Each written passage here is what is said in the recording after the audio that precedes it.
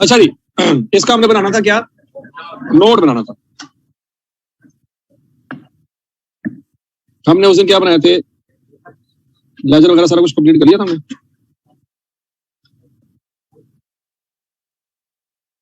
ये याद है ना सारे नोट्स वगैरह।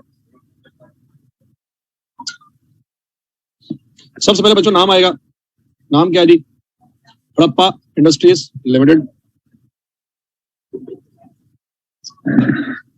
यार ये उसको किसी को ये फोन करे, पता नहीं क्या मसला, सोच के Harappa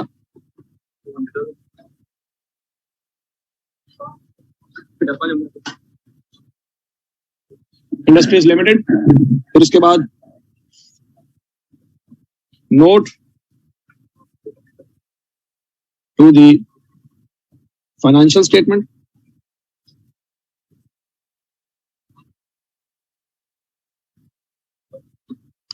for the year ended 30 June 2020। फिर हो गया जी।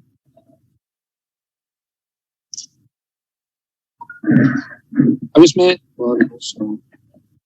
लैंड अलग आ जाएगा,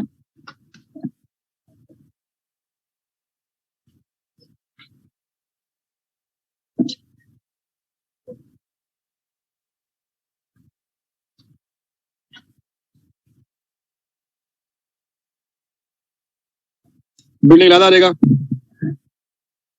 प्लांट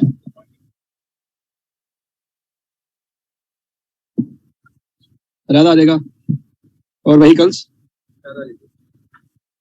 क्लियर है जी। सबसे पहले लिखेंगे जी बैलेंस एज ऑन 1 जुलाई 2019। ऐसे क्या सबका बैलेंस हमारे पास ऑलरेडी अवेलेबल है, ओपनिंग बैलेंस? वैसे तो हम अपने लेजर के ब्रांडों से भी देख सकते हैं, लेकिन जो जो यहाँ से सहूलत है वो लिख देते हैं। लैंड का ओपनिंग बैलेंस कितना है, 1 लाख। बिल्डिंग का 70,000। प्लांट का 180।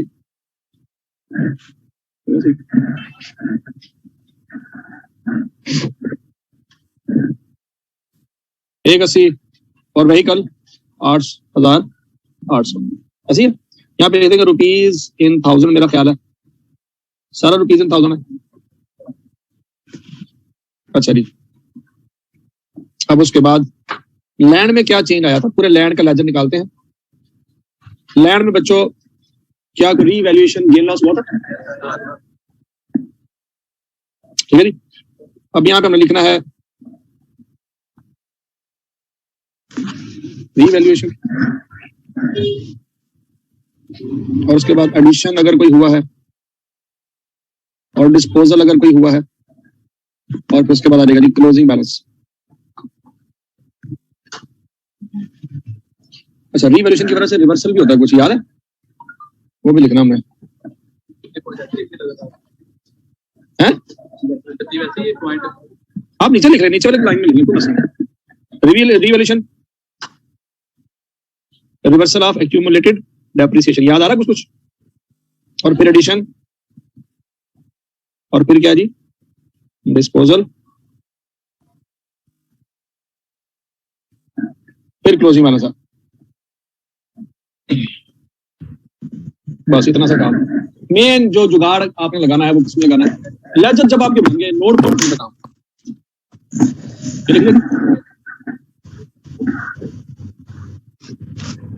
लिखिया है। आज जी लैंड का लेजर आपके पास है।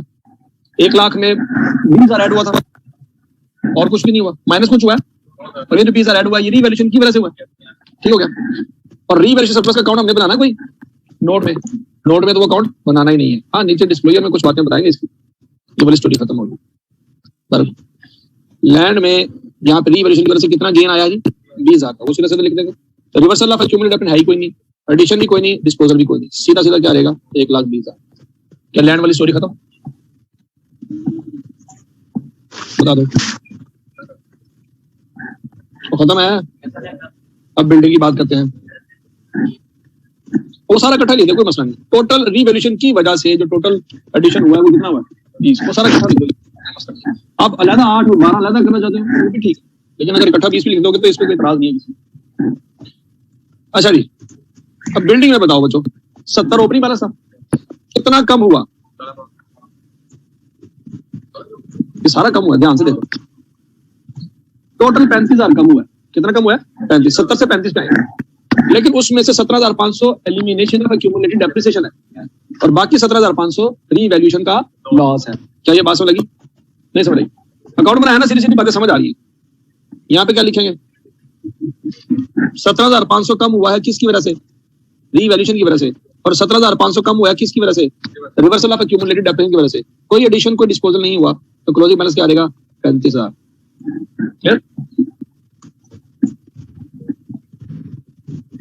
क्लियर सबको? नोट कर लिया सबने? अब है प्लांट। ओपनिंग है कैसी है? नया प्लांट 1,02,840 याद है कहां से है? वो सारी सॉरी बोरिंग कॉस्ट प्लस सारा कुछ, और क्लोजिंग ये है। कोई एडिशन कोई डिस्पोजल कोई रीवैल्यूएशन हुई है? नहीं हुई। 102840 रीवैल्यूएशन कोई नहीं हुई, रिवर्सल कोई नहीं है। 108240 102840 डिस्पोजल भी कोई नहीं है। टोटल कर ले, इतना सा काम है। क्या देगा? 2,92,000।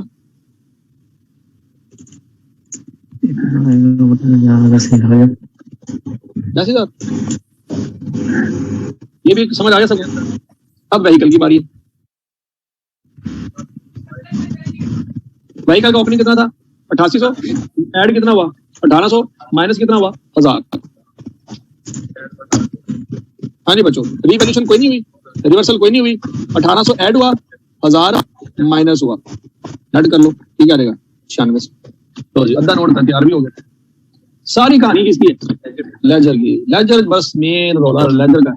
लेजर बना लिए, नोट 5 मिनट का। अब यहाँ पे लिखेंगे G accumulated depreciation balance as on 1 July 2019। बच्चों लैंड का कोई ओपनिंग बैलेंस नहीं था। फिर उसके बाद एलिमिनेशन कोई नहीं, डेप्रिसिएशन या डिस्पोजल कोई नहीं था। Depreciation expense for the year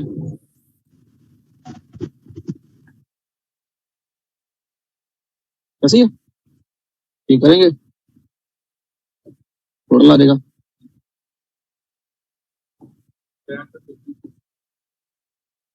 closing balance land में तो कोई मसला है ही नहीं। ठीक है जी। अच्छा जी, अब क्या बच्चों बाकी सबकी ओपनिंग बैलेंस की वैल्यू नजर आ रही? लैंड की कोई नहीं है। बिल्डिंग की कितनी थी? 14,000, वो यहाँ पे लिखेंगे। प्लांट की 60,000 थी, वो यहाँ पे लिखेंगे। व्हीकल की 4,000 थी, वो यहाँ पे लिखेंगे।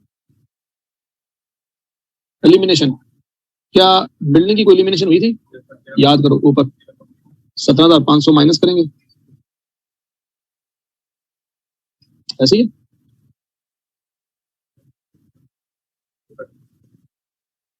बिल्डिंग के सामने देखे जरा क्यूमुलेटेड डेप्रिसिएशन। बच्चों ओपनिंग कितना था? 14,000 याद आ रहा है? रिवर्सल कितनी हुई थी? 17,500। और डेप्रिसिएशन एक्सपेंस फॉर ईयर कितना था? 3500। याद आया कुछ कुछ? डेप्रिसिएशन एक्सपेंस फॉर ईयर 3500, तो नेट 0 आएगा आंसर। सोचो जरा, क्लियर हो गया?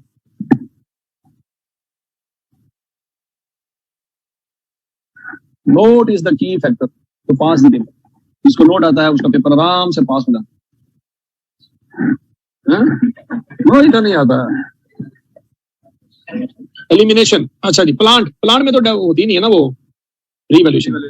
बच्चों प्लांट का डेप्रिसिएशन अकाउंट ये है। ओपनिंग 60 है, कितनी डेप्रिसिएशन चार्ज हुई है? 14,571, और कुछ भी नहीं हुआ। चलो जी, एलिमिनेशन कोई नहीं, डिस्पोजल कोई नहीं। 14,571 डेप्रिसिएशन है, तो 74,571 क्लोजिंग बैलेंस आ जाएगा। ये स्टोरी भी खत्म होगी। आखिरी रह गया कौन सा? व्हीकल।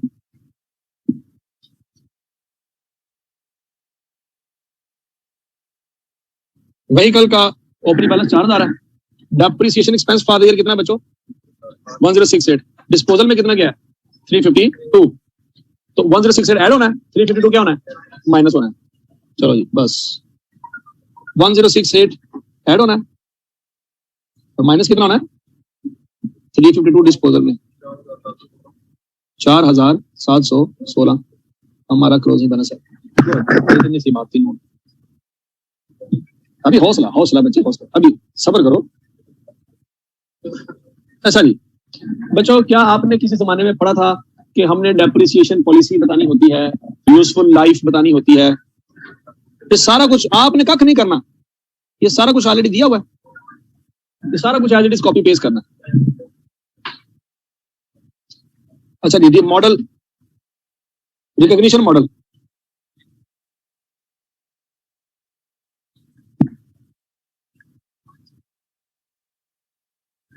बच्चों लैंड का रीवैल्यूएशन मॉडल है और बिल्डिंग का भी,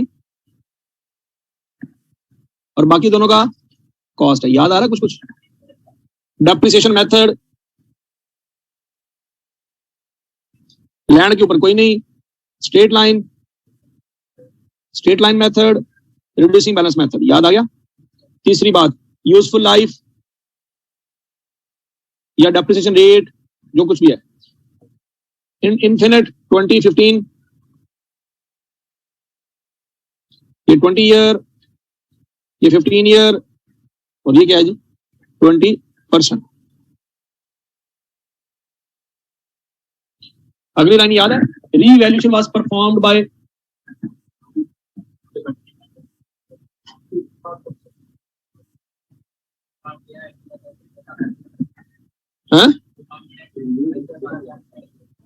वो नोट लिख देते हैं।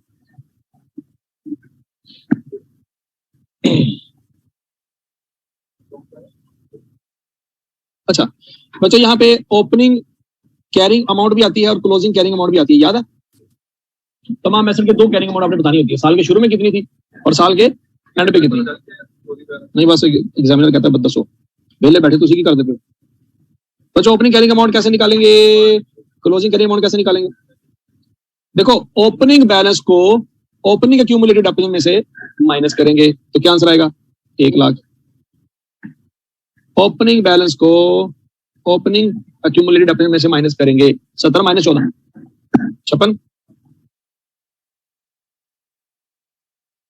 56,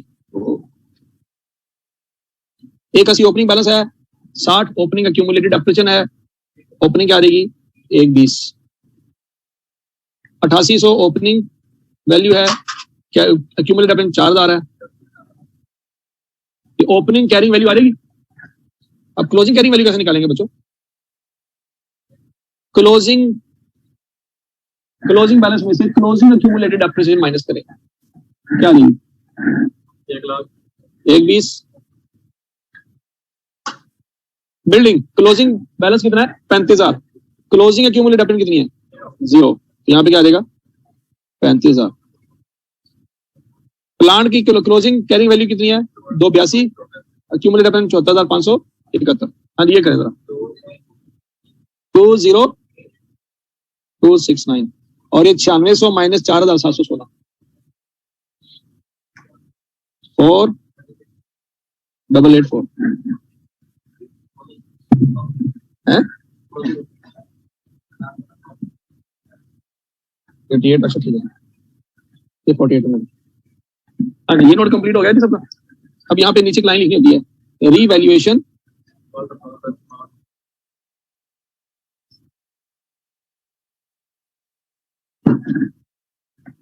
इज ए स्मार्ट कंसल्टेंट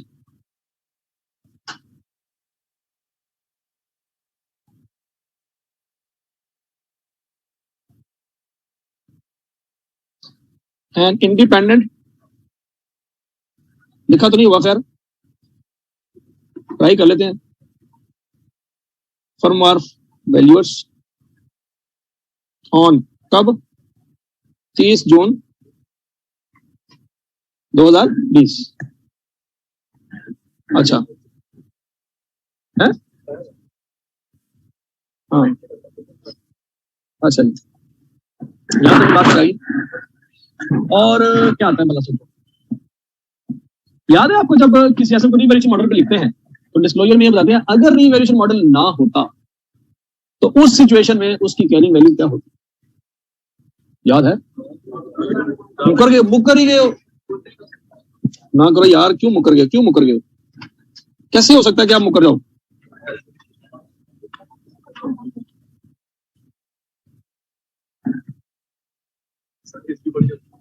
मैं आपको दिखाता हूँ ना, आप कैसे पूछ सकते हो।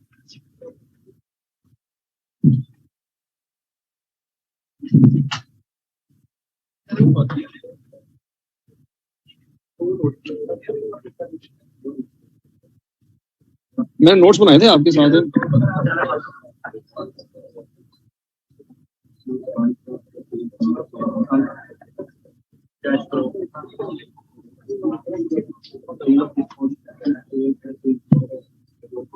हैं?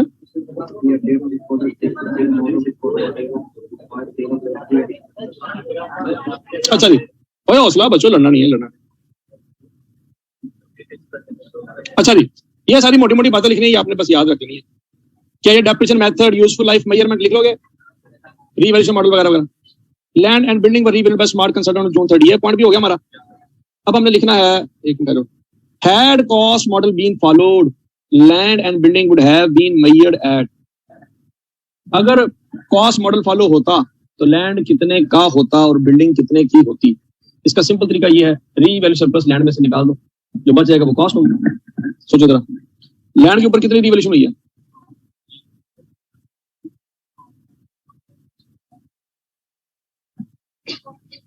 Add land and building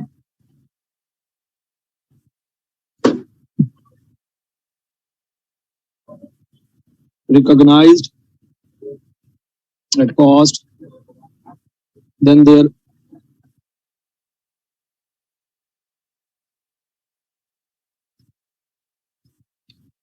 carrying value would have been as follow। हाँ जी, लैंड की वैल्यू किस पे होती? देखो, लैंड हमारी किताबों में आज 120 का है, 1,20,000 का है, लेकिन ये रीवैल्यूएशन मॉडल पे है, ऐसी है। तो इसमें हकीकत में इसका कितना सरप्लस में गेन गया है, बस आपने ये देखना है। लैंड की वैल्यू में से सिर्फ क्या माइनस कर दो, रीवैल्यू सरप्लस माइनस कर दो, उसकी क्या आ जाएगी? कॉस्ट आ जाएगी या कैरिंग वैल्यू आ जाएगी। 1,20,000 में से क्या कर दो, 8,000 निकाल दो, तो 1 लाख 1,12 पे रिकॉर्ड हो रहा होता। हाँ, लेकिन 12 पिछला रिवर्सल भी तो हुआ था, 12 का लॉस रिवर्स हुआ, तो हकीकत में वो 1,12 का ही है। समझ आई बात? और बिल्डिंग 35 जमा 2,5 37,500। सब देखते हैं हमारे हिसाब से कितनी बनती है। बिल्डिंग 35 की है। अब जरा गौर से देखो बच्चों, बिल्डिंग का 35 की और रीवैल्यू सरप्लस में कुछ भी नजर नहीं आ रहा। क्यों नहीं नजर आ रहा? क्योंकि इस साल लॉस हुआ है। इस साल क्या हुआ है? लेकिन क्या लॉस रीवैल्यू सरप्लस की अमाउंट से भी ज्यादा हुआ है ना? कितना हुआ है? 25। अगर ये रीवैल्यूएशन मॉडल कभी फॉलो ही ना होता तो बच्चों क्या ये 2500 प्रॉफिट लॉस में कभी ना जाता। तो हकीकत में हमारी कैरिंग वैल्यू 35,000 ना होती, 37,500 होती। सोचो, नहीं समझ? अगर रीवैल्यूएशन मॉडल फॉलो ही ना होता तो ये लॉस भी कभी ना होता। ये लॉस कहां चला गया? प्रॉफिट लॉस में। ये लॉस की वजह से मेरी एसेट की वैल्यू कम होगी कि बढ़ गई है? कम हुई है, तो मेरी वैल्यू बढ़नी चाहिए। रीवैल्यूएशन गेन की वजह से मेरी एसेट की वैल्यू बढ़ गई है, तो क्या होनी चाहिए? कम होनी चाहिए। लेकिन लॉस की वजह से मेरे एसेट की वैल्यू कॉस्ट से भी नीचे चली गई। मुझे क्या करना है? उसको बढ़ाना। 35 आ जाएगा 2500।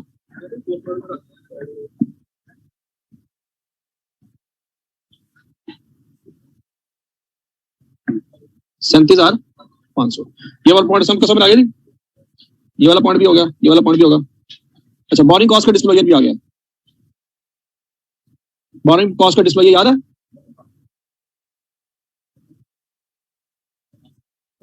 बोरिंग कॉस्ट कितनी रिकॉग्नाइज हुई है? अपनी वर्किंग में निकाल के देखो जरा, बोरिंग कॉस्ट कितनी रिकॉग्नाइज हुई थी? 2840।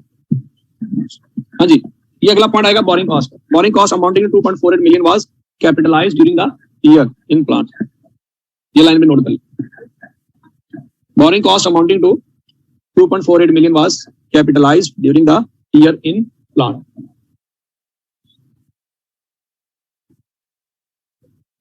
क्या किसमें 2.48 हमारी क्या ये 2. हाँ ठीक है, हम लिखेंगे 2.84। ठीक है 2.84। हाँ जी, क्या क्वेश्चन छोड़ा? आंसर देके छोड़ दिया, तो आंसर ना देखा।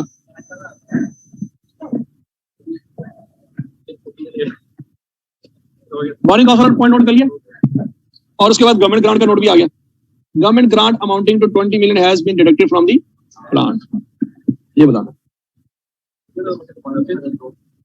हाँ जी, ये लिखने का नंबर। हाँ जी बच्चों, 20 नंबर कैसे देगा एग्जामिनर अगर आप ये सारा छोड़ दें? आप क्या यार, हमसे नहीं होता ये। अच्छा जी, अब बच्चों आखिरी पॉइंट रह गया है, और वो है रीवैल्यूएशन सरप्लस का अकाउंट, मूवमेंट इन सरप्लस। ये भी कोई मुश्किल नहीं है बच्चों, रीवैल्यू सरप्लस अकाउंट आपने बनाया हुआ है, उसको गौर से देखेंगे, प्लस माइनस करके लिखना। चलो देखें, सबसे पहले लैंड वाला देखें, ओपनिंग बैलेंस आ गई, गेन कितना हुआ, क्लोजिंग बैलेंस कितना आया बच्चों, वही यहाँ पे लिख देंगे। यहाँ पे ओपनिंग बैलेंस कोई नहीं, गेन कितना हुआ, ड्यूरिंग द ईयर कोई ट्रांसफर भी नहीं हुआ, क्लोजिंग बैलेंस कितना आ जाएगा 8,000। 8,000 नीचे आना था, उसने ऊपर लिखा हुआ है।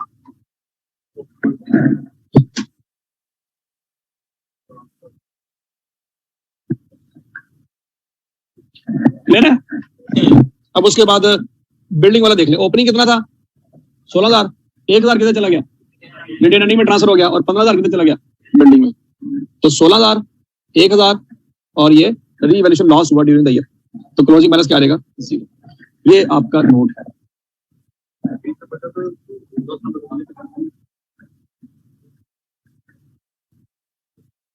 हाँ जी, दोबारा सुन ले, रट्टा लगा रहे हैं इस बात को अच्छी तरह से बच्चों। ये समझ आ गया आपको?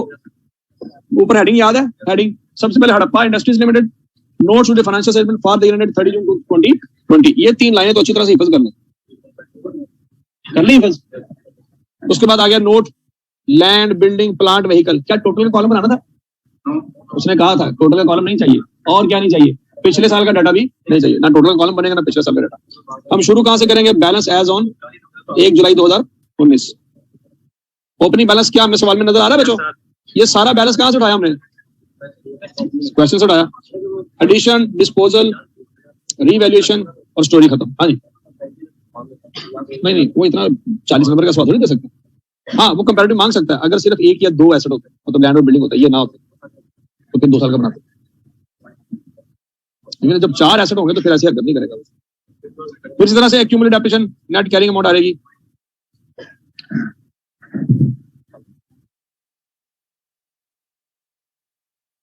ठीक है जी बच्चों, ऊपर क्या बनेगा? कॉस्ट, नीचे एक्यूमुलेटेड डेप्रिसिएशन, कैरिंग अमाउंट निकालनी हमने। ये 3 बातें हमेशा याद रखनी है। कौन कौन सी? डेप्रिसिएशन मेथड, यूजफुल लाइफ और मेजरमेंट मॉडल। ये तीनों चीजें आपको सवाल में अवेलेबल होंगी। ऐसी है, ये सब कुछ अवेलेबल होगा, आपने इसमें से कुछ भी नहीं करना। अच्छा, अब नीचे जो अंग्रेजी लिखनी है, सबसे पहली लाइन अंग्रेजी की कौन सी आई कि भाई land and building were valued bye smart consultant, और तारीख बतानी है कि किस तारीख को, ये लिख लोगे। और ये इसके लिए कुछ करने की जरूरत नहीं, ये भी सवाल में गिवन होगा। अगला पॉइंट जो आपने करना है वो अगर रीवैल्यू सरप्लस का जो अकाउंट है उसको देख के आपने बना लेना है कि मूवमेंट इन सरप्लस, सरप्लस में क्या प्लस माइनस हुआ, ये भी कर लोगे। तीसरा कॉलम, तीसरा पॉइंट कि अगर बिल्डिंग और लैंड और बिल्डिंग पे कॉस्ट मॉडल फॉलो होता तो आज के दिन उसकी कैरिंग वैल्यू क्या होती। एक ये पॉइंट हो गया, 1 2 3 पॉइंट हो गए। अगर सवाल में बोरिंग कॉस्ट आ गई तो एक डिस्क्लोजर उसका भी आ जाएगा कि ड्यूरिंग द ईयर कितनी बोरिंग कॉस्ट रिकॉग्नाइज हुई है, और गवर्नमेंट ग्रांट है तो वो भी आ जाएगी। अगर ये बोरिंग कॉस्ट और गवर्नमेंट ग्रांट ना होते तो ये 2 लाइनें नहीं आनी। तो क्लियर हो गया। अब उसके बाद है जी मंडे लिमिटेड। अच्छा, मंडे है तो मंडे करेंगे ना? नहीं, क्वेश्चन नंबर 4 कौन सा था? दिस्तगिल।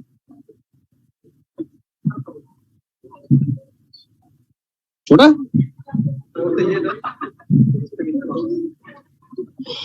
चलो जी शुरू हो जाओ।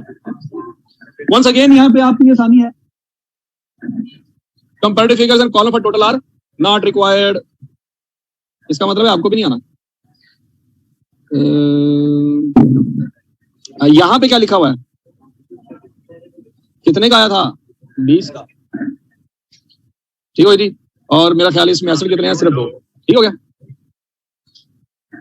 अच्छा जी, ना जी ना वाह जी वाह, खुद कर लेंगे, आप बैठे हुए तो मैं कर रहा हूँ, मतलब मुझसे भी नहीं होना। अच्छा जी, मंडे लिमिटेड, ये मैं पिछले 4 साल से सोच रहा हूँ कि ये सवाल मैं सॉल्व करूं, लेकिन नहीं हो पा रहा, क्लास में ही होता है बस। The following information pertains to Monday limited.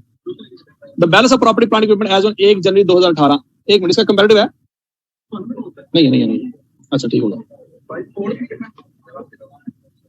मेरे जमाने में, यानी कि तुम सोच रहे हो कि हमने आसानी से पेपर पास कर दिए सारे हैं, वेरी गुड, शाबाश शाबाश। 4 मुश्किल है ना थोड़ा सा, इसमें क्या मांगा उसने, शाबाश शाबाश, कहने से अपनी खुल जाती है, कहते रहा करो आप एक दूसरे को ना, कहते रहा करो, उसकी नहीं, कम से कम अपनी तो खुले। Monday limited, the balance of property plant equipment on 1 January 2018। Office building का क्या, डेफिनेट वर्किंग में अकाउंट बनेगा तो नोट बनेगा, ये नंबर नहीं देता ना, वहां पे आधा घंटा लगाओगे तो नोट बनेगा, वरना नोट बनना ही नहीं। बच्चों, ऑफिस बिल्डिंग का ओपनिंग बैलेंस, स्पीड मारो शाबाश। इक्विपमेंट का ओपनिंग बैलेंस,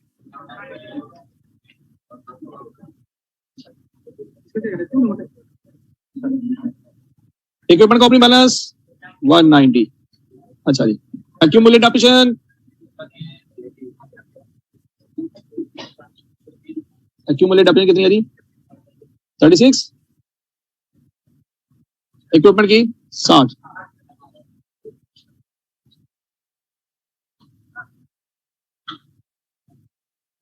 चार अकाउंट बना लिया जी, शाबाश शाबाश शाबाश शाबाश, साथ साथ आप भी बनाते जाएं, वरना घर जाके नहीं होना सवाल, मैं कर दूंगा सेंड, टेंशन ना ले।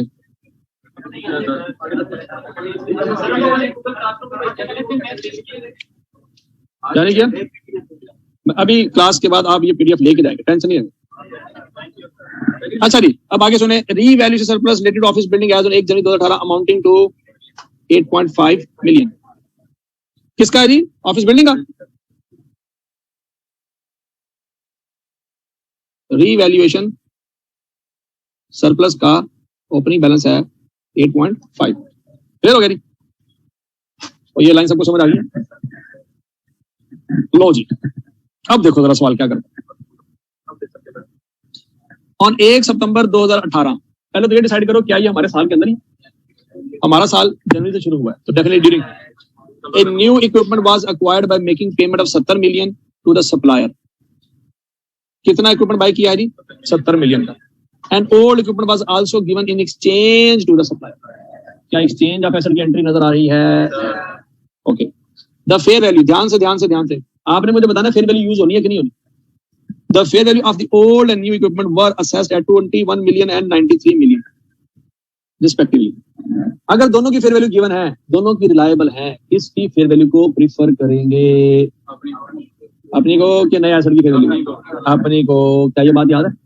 प्लस कैश रिसीव के पेड, और अगर कैश मिलता तो माइनस कर, याद आ रहा है, अब याद आ रहा है एक्सचेंज का टॉपिक मैंने पढ़ाया क्यों था, क्योंकि लोड में वो यूज होना था। The old equipment had been acquired at a cost of 40 million on 1 जुलाई 2016। ये डाटा क्यों दे रहा हूं, क्योंकि WDV जब तक पता नहीं होगी बच्चों, तब तक गेन लॉस नहीं निकल सकते। Cost incurred on installing the new equipment amounting to 5 million. यहाँ पे पॉइंट खत्म होगा हमारा। अच्छा जी बच्चों, सबसे पहला पॉइंट वर्किंग करेंगे यहाँ पे,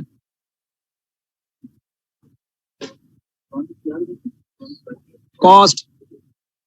बच्चों क्या आप मुझे बता सकते हो जो पुराना इक्विपमेंट हमने लिया था उसकी कॉस्ट टोटल क्या है, 40 का लिया था, 5 इंस्टॉल करने पे लग गया, 45 की कॉस्ट बन गई है, 40 जमा 5 45। क्या ये सबको समझ आया है? अच्छा ठीक है, चलो जी, चलो 40 है, पढ़ ले दोबारा।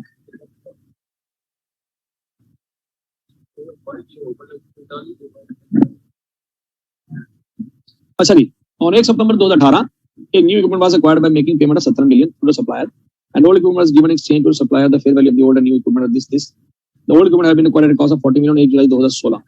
अब बच्चों ये अक्वायर कब किया था? 1 जुलाई 2016। तो पहले इसकी डेप्रिसिएशन चार्ज करेंगे। अगर तो स्ट्रेट लाइन मेथड हुआ तो तमाम सालों की एक ही लाइन में आ जाएगी।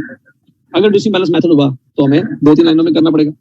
तो पहले तो पढ़ लेते हैं जी डेप्रिसिएशन किधर लिखी हुई है। और फिर इक्विपमेंट के ऊपर क्या है जी? Distinct balance method 20% cost. अच्छा, हमारा साल कब खत्म हो रहा है? तो बच्चों डेप्रिसिएशन कितने महीने की आएगी पहले साल? 6 महीने की। 40 को मल्टीप्लाई करेंगे किससे? 20% से। मल्टीप्लाई 6/12 4 आ जाएगा।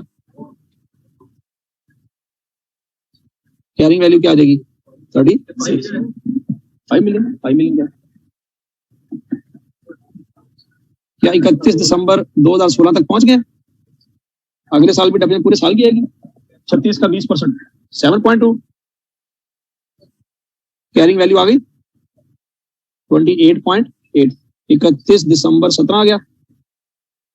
बेचा कब था?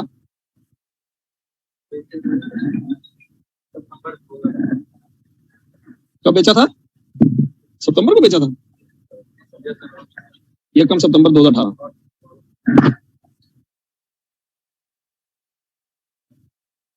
कितने महीने यूज हुआ है? जनवरी, फरवरी, मार्च, अप्रैल, मई, जून, जुलाई, अगस्त। 8 महीने। 28.8 को 20 से मल्टीप्लाई करें 8/12 में 3.84। तो बच्चों कैरिंग वैल्यू आ जाएगी हमारी, क्या आ जाएगी? 24.96। ये हमारी कैरिंग वैल्यू है। हमारे एसेट की फिर वैल्यू क्या बताई उसने? 21 मिलियन। कैश कितना पे किया है? 70 मिलियन। ऐसी है? तो बच्चों मुझे जरा बताना कि एंट्री क्या पास होगी। शाबाश। न्यू इक्विपमेंट डेबिट कितने से? 70 जमा 21 से। क्या ये सबको समझ आया?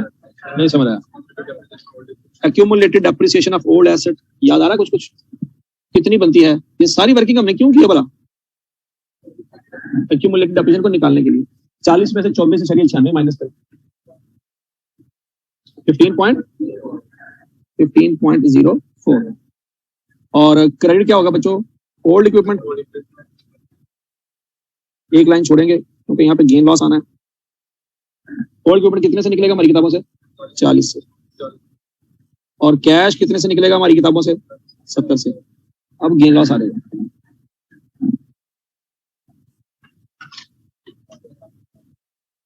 Something very good option, very good. 8.96।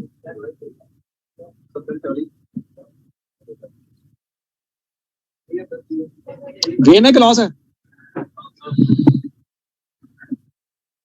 सोच लो। लॉस है।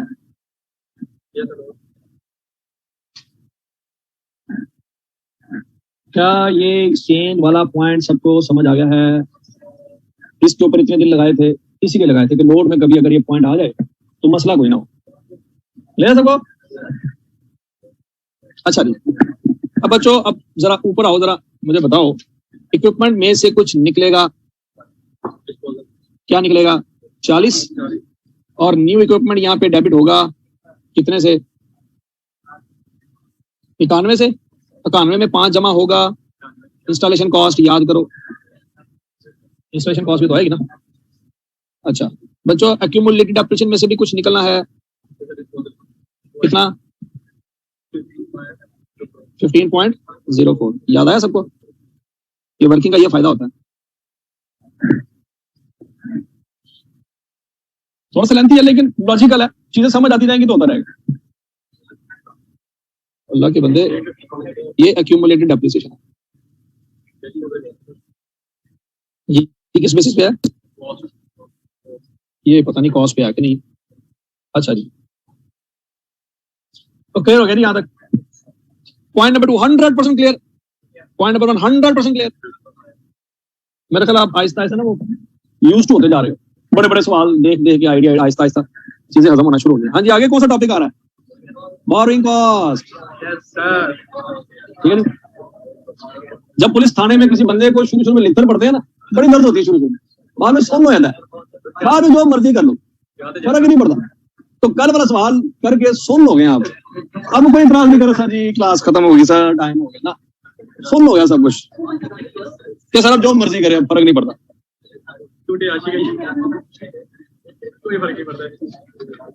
अच्छा जी, और 1 जनवरी 2018 क्या ये साल का पहला दिन है?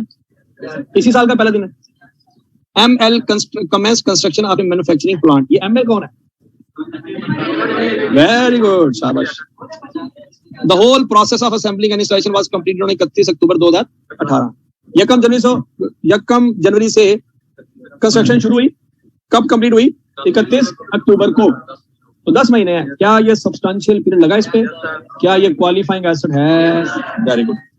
However the work was stop from 16 to 31 August 2018 due to unexpected rains. बारिशें आ गई।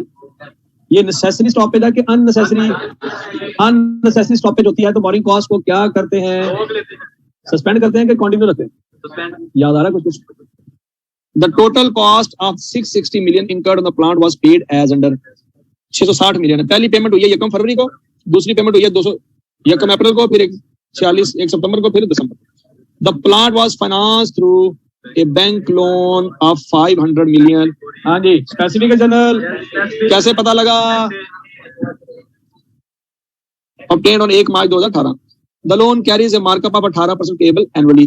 The surplus funds available from the loan were invested in a saving account and earned 17 million during capitalization period। बच्चों क्या ये सीधा सीधा सुनो, क्या इन्वेस्टमेंट इनकम से सीधी सीधी बता दिया? और क्या वो ये भी बता रहा है कि बीच में जो सस्पेंशन हुई होगी वो सस्पेंशन कर करा के 17 मिलियन कैपिटलाइजेशन पीरियड की बात कर रहा है वो? मतलब उसने जो भी कैलकुलेशन की होगी सही की होगी, 15 दिनों की जो स्टॉपेज हुई होगी उसने भी उसमें कैलकुलेट की होगी, ऐसी है? क्योंकि उसने वर्ड यूज किया कैपिटलाइजेशन पीरियड। दैट मीन्स जो पीरियड बनता नहीं होगा वो काउंट भी नहीं किया होगा। अच्छा जी, तो बच्चों अब सोच समझ के जवाब देना, कॉमन सेंस यूज करना। क्या मुझे हर एक पेमेंट के साथ रेट को मल्टीप्लाई करना है कि लोन को रेट से मल्टीप्लाई? स्पेसिफिक बॉडी में लोन मल्टीप्लाई होता है रेट से, पेमेंट मल्टीप्लाई। पिछले सवाल में क्या किया था हमने? पेमेंट को मल्टीप्लाई किया था। क्यों किया था? तो जनरल बोरिंग थी। समझ आ गया? अच्छा, और क्वेश्चन तो बोरिंग कॉस्ट हिंदी होगी, नोट पॉइंट बने ना बने। अच्छा जी, तो बच्चों अब बोरिंग कॉस्ट, अच्छा ये बोरिंग कॉस्ट लगी किस पे है? प्लांट पे लगी।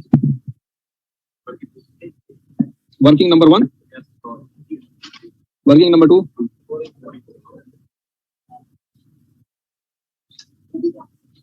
हाँ जी बच्चों, इंटरेस्ट लोन कितना लिया जी? कब लिया? तो क्या जनवरी से काउंट होगा? शाबाश, याद रहेगा आपको। हमने कब से शुरू किया था काम? जनवरी से, ऐसे ही है बच्चों। ये 140 मिलियन क्या फिर हमने अपने पल्ले से दिया है? सोच लो सोच लो सोच लो, हमें कर्जा कब मिला? या कब? मार्च में। तो 140 मिलियन हमने अपने पल्ले से दिया होगा, ठीक है ना? नहीं समझ आई? हमें इसे क्या लगेगा कब दिया था कब नहीं दिया? हमें पॉइंट ये है कि 500 मिलियन को मल्टीप्लाई करना है किससे? 18% से, into time. Time time time बहुत ही मैटर करता है मुझे, टाइम। हाँ जी, यकम मार्च को लोन लिया था, ध्यान से। मार्च का पूरा महीना आएगा, अप्रैल का पूरा महीना, मार्च अप्रैल मई का पूरा महीना, जून का पूरा महीना, जुलाई का पूरा महीना, अगस्त का आधा महीना, ऐसी है। सितंबर का पूरा महीना मुकम्मल कब हुआ था? अगस्त का आधा महीना है, सितंबर का पूरा महीना और अक्टूबर का पूरा महीना। कितने महीने बन गए? मार्च अप्रैल मई जून जुलाई अगस्त सितंबर अक्टूबर, 7.5 महीने। नहीं समझ आई? मेरा ख्याल यही तो समझ आई है। हाँ जी, कैलकुलेट कर लो शाबाश। 56 लेस इन्वेस्टमेंट इनकम। बच्चों ये इन्वेस्टमेंट इनकम ने पिछले साल में क्यों नहीं की? जनरल बोरिंग थी, जनरल बोरिंग में कोई इन्वेस्टमेंट इनकम नहीं होती। 17 मिलियन सीधे सीधा माइनस कर देंगे बच्चों। 39 पॉइंट, ये है boring cost to be capitalized. Capitalize का मतलब क्या होता है? Added in the cost of asset. याद आ रहा है? अच्छा जी। अब बच्चों प्लांट की कॉस्ट क्या थी? 660 मिलियन। तो कॉस्ट ऑफ प्लांट निकाल लेंगे हम। पेमेंट्स, पेमेंट कितनी की है टोटल? 660 और बोरिंग कॉस्ट 39.25 टोटल 699.25। बच्चों ये प्लांट की कॉस्ट में ऐड हो जाएगा। प्लांट किधर है? प्लांट तो हमने बनाया ही नहीं। ओए होए होए होए होए। चलो जी कोई नहीं, प्लांट नीचे बना लेते हैं, है ना? प्लांट का कोई ब्राडन होगा? कोई नहीं, लेकिन न्यू प्लांट 699.25 और ब्राडन कोई होगा इसका? इसी तरह से एक्यूमुलेटेड डेप्रिसिएशन का कोई ब्राडन होगा? नहीं होगा। तो ये ठंड पै गई, क्या नहीं समझ आया है? देखो ना, दो हमारे सवाल में वो फिर आप पंजाबी बनेंगे तो समझ आएगी ना, मतलब आपको वाकई फील भी होगा कि ठंड कैसे पैती है।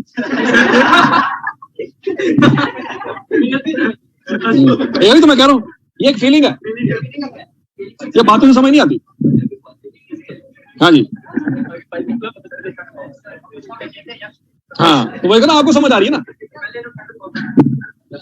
अच्छा जी, अब देखें, on 31 December 2018 the revalued amount of the office building was assessed at 178 million by precise valuers and independent valuation firm। ये इंडिपेंडेंट क्यों लिख रहा है नोट में? याद आ रहा है? पढ़ाई का क्या पढ़ी है एक्स्ट्रा बातें बताने की। अच्छा जी, अब अगला सवाल, तो हो रहे सीधे की बना दे लसी, नोट ही बना दे और क्यों बना दे? अब क्या लग रहा है सारे लोग यहाँ पे क्यों इकट्ठे हुए हैं? बिरयानी मिल रही है? अच्छा आगे सुने, आगे आगे आगे मजे की बात। Value in use of the office building at 31 December 2018 was estimated at, ये वैल्यू इन यूज क्यों आ रहा है? Impairment loss. ठीक हो गया? अच्छा जी बच्चों, इम्पेयरमेंट लॉस के लिए fair value less cost to sell होनी चाहिए थी, होनी चाहिए। अच्छा जी, ML accounts for the revaluation and net replacement value method and transfer the maximum possible amount from revaluation surplus to the retained earning on annual basis। अच्छा बच्चों, building office building की value क्या है? 240। कॉस्ट है कि revalued amount है? Depreciation है 36। बच्चों ऑफिस बिल्डिंग की कैलकुलेशन कर लेते हैं जरा ध्यान से। बिल्कुल बच्चों, क्या हमें पहले रीवैल्यूएशन अमाउंट फाइंड करने से पहले कितनी है रीवैल्यूड अमाउंट? कितनी है? 178 है। 86 कहां से आ गया? 178। बच्चों का रीवैल्यूड अमाउंट 178 है और वैल्यू इन यूज 186 है, तो क्या कोई इंपेयरमेंट हुई है? इंपेयरमेंट तो कोई नहीं हुई, तो वैल्यू इन यूज को साइड पे करें फिलहाल, क्योंकि इंपेयरमेंट वाला मसला तो अगर वैल्यू इन यूज इससे भी कम होती फिर तो सोचते, लेकिन बहरहाल हमने कि इसको किससे कंपेयर करना है? कैरिंग वैल्यू से कंपेयर करना है। कैरिंग वैल्यू निकालने के लिए पहले एक साल की डेप्रिसिएशन चार्ज करनी पड़ेगी। क्यों भला? क्योंकि फेयर वैल्यू साल के शुरू में या एंड पे है, तो हमें पहले साल की डेप्रिसिएशन चार्ज करके कैरिंग वैल्यू निकालनी पड़ेगी। अच्छा जी, तो बच्चों बिल्डिंग की लाइफ क्या है? 20 साल। और मॉडल कौन सा है? Revaluation. Remaining life at the date of last revaluation. पिछली रीवैल्यूएशन पे उसने बताई है लाइफ 20 साल, तो हमने टोटल लाइफ लेनी होती है, रिमेनिंग लाइफ लेनी होती है? हमने रिमेनिंग ही लेनी होती है। ऐसे इसमें कोई टेंशन वाली बात नहीं है। इसका मतलब क्या है? 240 को सिंपल क्या करेंगे? 20 पे डिवाइड कर देंगे। नहीं समझ आई?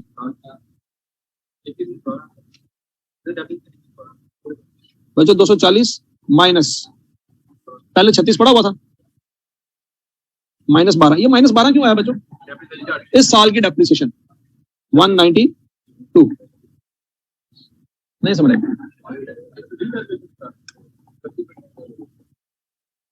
कैरिंग वैल्यू क्या होती है?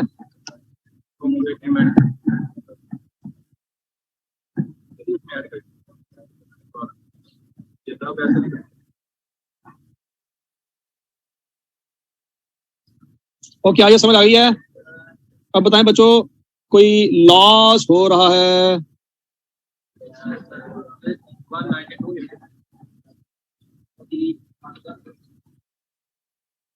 रीवैल्यूएशन लॉस हो रहा है कितना? 14। बच्चों जब रीवैल्यूएशन लॉस होगा तो कितनी एंट्री होनी है? 4 एंट्री। पहली एंट्री कौन सी होगी? पहले पिछली जितनी डेप्रिसिएशन है 48 की खत्म करेंगे, एक्यूमुलेट डेबिट। बच्चों ये 240 से 192 पे चला गया। अच्छा, अब 192 से कहां पे जाना है? क्या हमारी ऑफिस बिल्डिंग जो है करेक्ट होगी? कितने से? 14 से। चेक कर लो, हमारी ऑफिस बिल्डिंग 14 से क्रेडिट होगी। पहले रीवैल्यूएशन सरप्लस जो पड़ा हुआ है उसको खत्म करेंगे। एक मिनट में हौसला हौसला हौसला। क्या 8.5 साल के शुरू का बैलेंस है? इसमें से कुछ रिटेन अर्निंग में ट्रांसफर होना था। 8.5 को किस पे डिवाइड करेंगे? नहीं नहीं, इसको 20 पे नहीं करेंगे।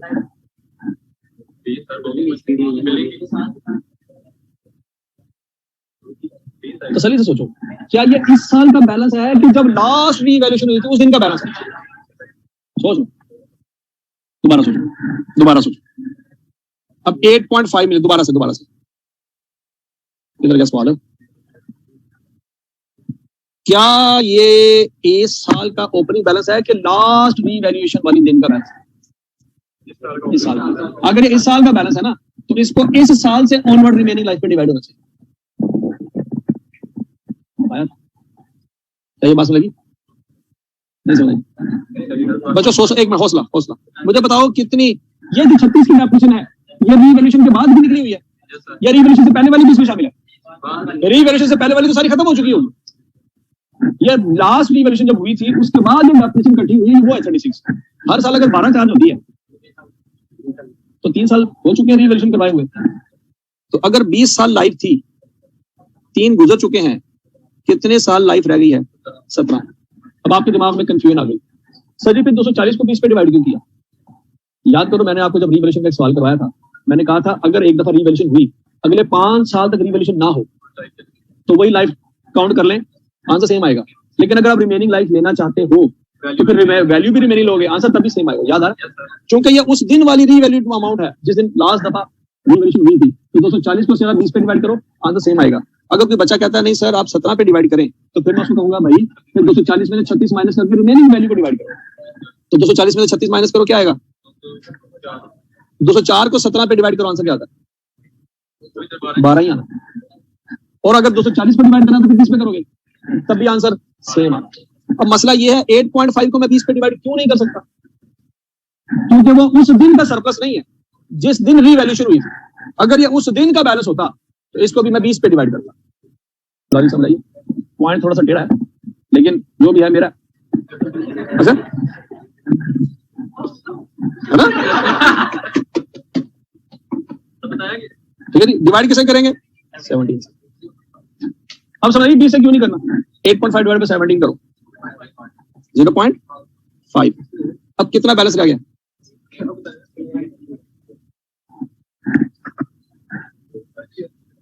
अच्छा जी, अब बताएं बच्चों, रीवैल्यू सरप्लस में कितना बैलेंस पड़ा है?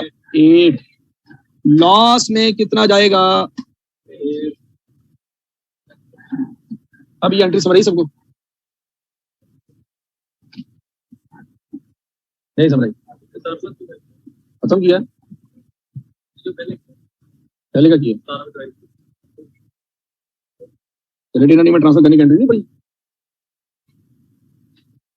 बच्चों कैरी डाउन क्या रहेगा इसका? 0। ये 8.0 कहां चला जाएगा?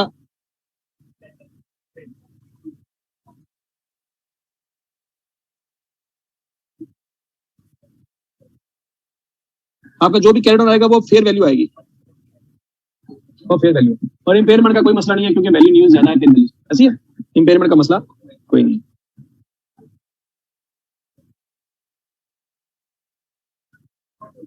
हाँ उसको कुछ नहीं करना। अगर तो 178 से भी वैल्यू न्यूज कम होती फिर वैल्यू न्यूज लेते, इम्पेयरमेंट लॉस भी होता। हाँ नहीं बच्चों, तो क्लियर है? हटो बच्चों, क्या ये मसला हल हो गया? अब कौन सा मसला रह गया? कोई भी नहीं। प्लांट है, उसकी लाइफ क्या है, और ये किस पे है?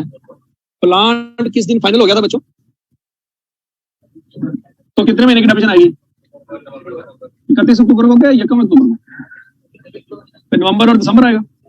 तो है रेडी फॉर यूज कब था? और रेडी फॉर यूज कब था?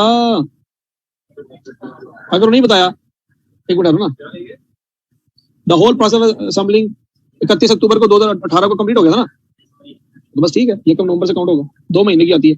तो बच्चों 699.25 डिवाइडेड बाय 15 मल्टीप्लाई बाय 2/12,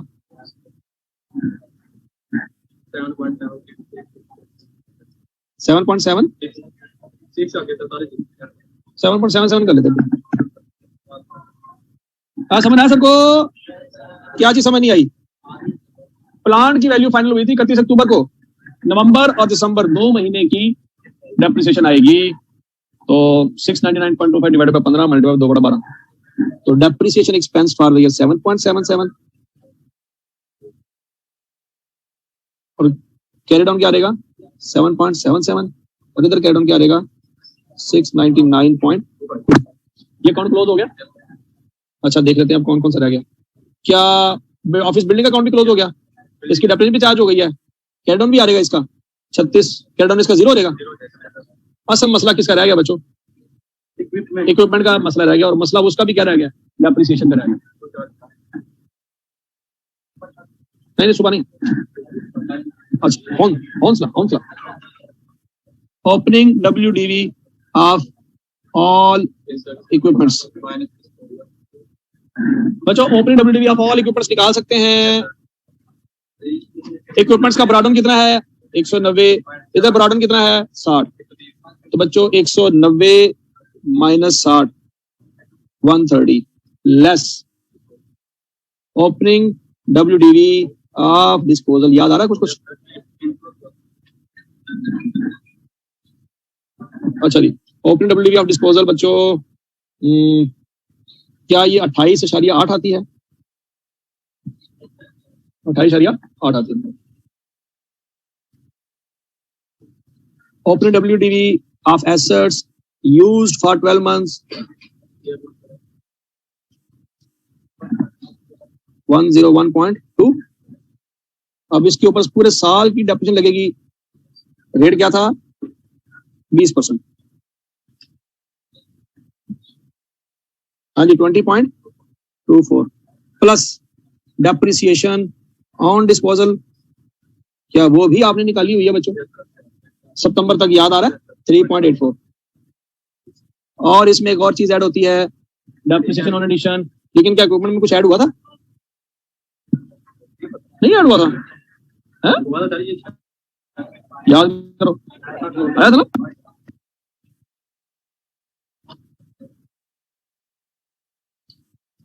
बच्चों 96 के ऊपर पूरे साल की डेप्रिसिएशन आएगी। किसने ट्रांसफर हुआ है?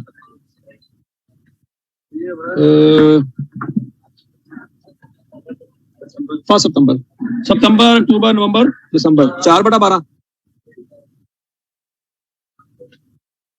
6.4 टोटल कर लो।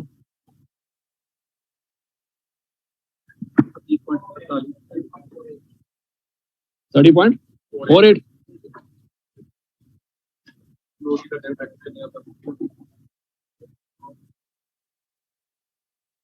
कैरी डाउन क्या रहेगा? 60 जमा 30 माइनस 15.04 75.44 और ये क्या रहेगा? 240। ठीक है जी, अब आपका नोट इजीली बन जाएगा।